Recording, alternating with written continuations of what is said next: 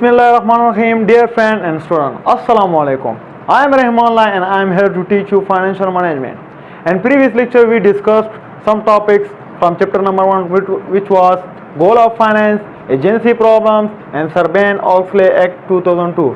And today lecture, we will discuss the last and the final topic of chapter number 1, which is principles of finance. So let's start it.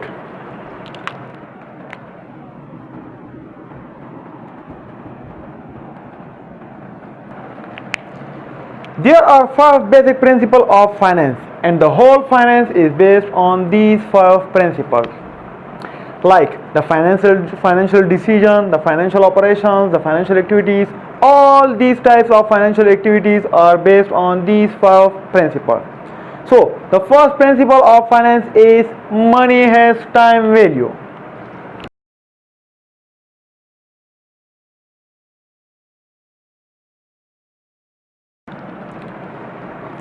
In world, everything have value, but the value of it depend on their time.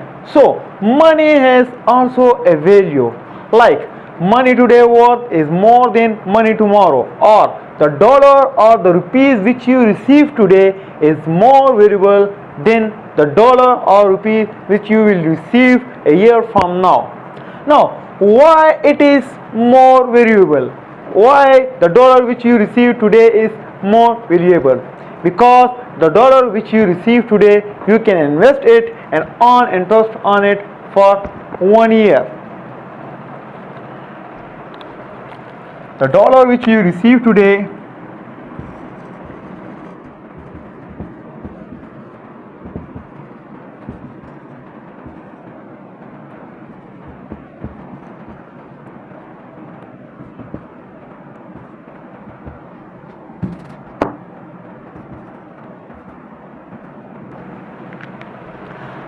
which you receive today is more valuable than the dollar which you will receive a year from now.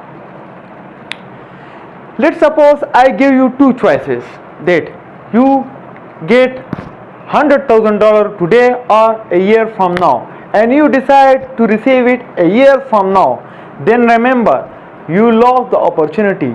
You lost the opportunity of earning interest of $100,000 for 1 year, and this is actually the opportunity cost of your for 1 year. So this is the this is the principle which is the money has time value. The next principle of finance is risk return trade off.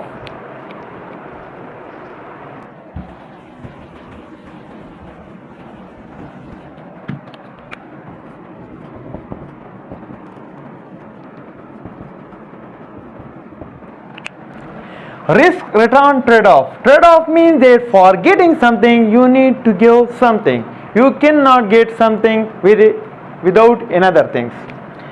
Risk return principle tell us that if you want to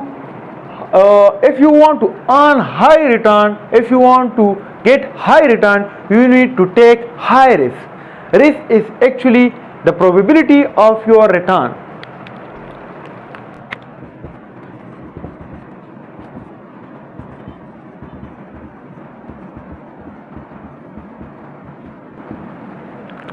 High risk have high probability of high return.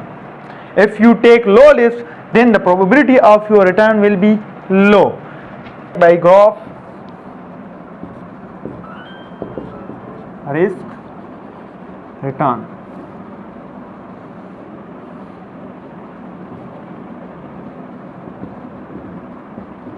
Here the risk is low, so the probability, the expectation of your return is low. When you increase the risk, the probability, the expectation of your return will be high. The next principle of finance is cash flow.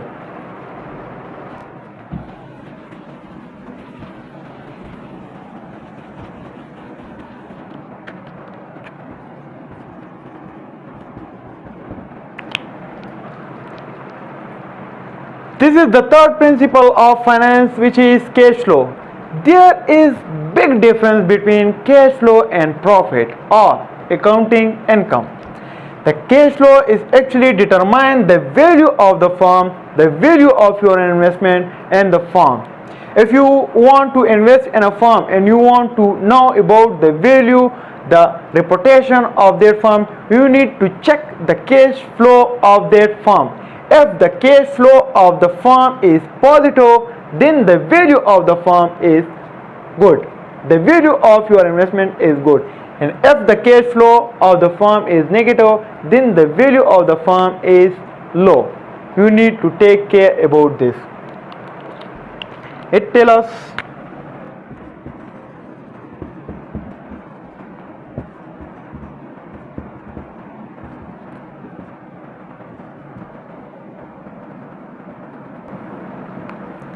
determine the value of the firm or the value of the investment. The fourth principle of finance is market price reflect the information.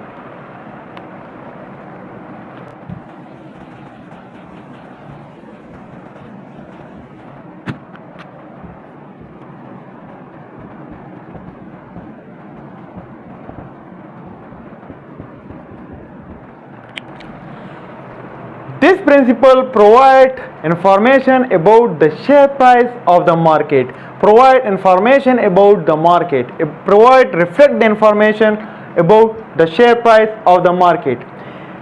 Being a financial manager, if you get quick information about the price, the market price, then you take good decision about your share price. Then you can take good decision for your share price. Just like it tell you that buy the share now or not, because it provides information of different shares of different stocks of different organization share price to take good decision about your share price, to fix your share price, to take good action for your share price.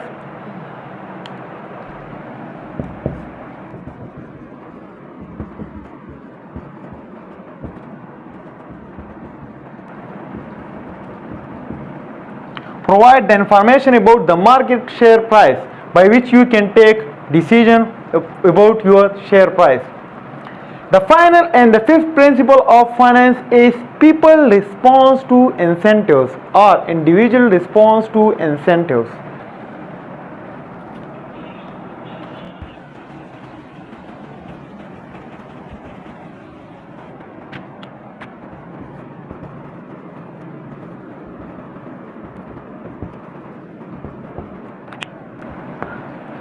These principles matter in every field. Being a financial manager, being a shareholder, being an owner of the firm, you need to provide different incentives to your employee, to your manager, different rewards to your manager, your employee, to motivate them towards the organization goal, that they can work for your interest instead of their personal interest. If you provide them bonuses like different rewards, gifted, motivated them, then they will work for your goal, for your interest, for the organization interest. By this principle, you can remove, you can mitigate, you can reduce the conflict between you and your manager, the conflict between you and your employee. By this principle, you can maintain the environment of your organization in a good way. The environment of your organization will be better if you apply this principle in your organization. This principle apply two methods. One is provide incentives, compensation, different rewards, and the other is by monitoring.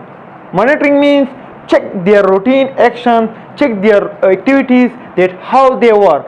They working for the organization or they working for their personal interest.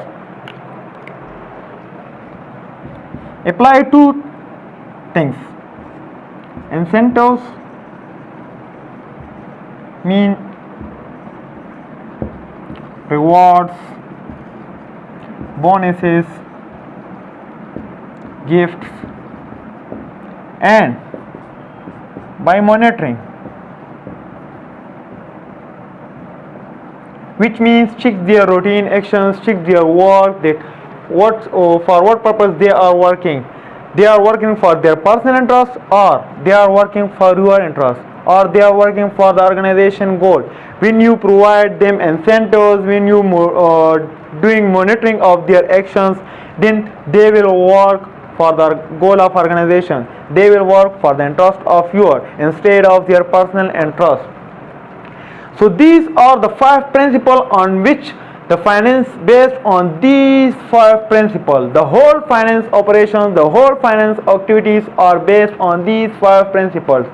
These 5 principles have different chapters in our books, but this is just the short definition, the short lecture about that. What are the 5 basic principles of finance?